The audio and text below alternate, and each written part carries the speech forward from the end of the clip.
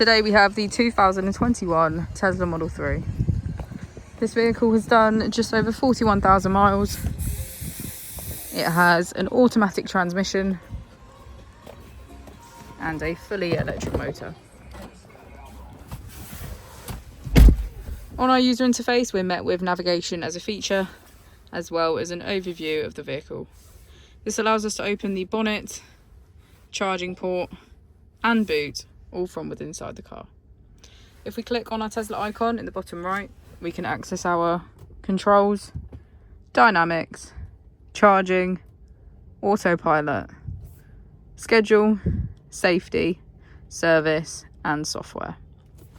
Within safety, we have advanced features such as a pin to drive and a glove box pin.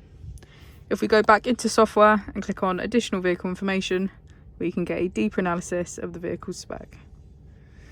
The Model 3 comes with a 360 degrees camera, and with that you can access your dash cam. As we go into the back of the vehicle, we can get a good view of our panoramic roof.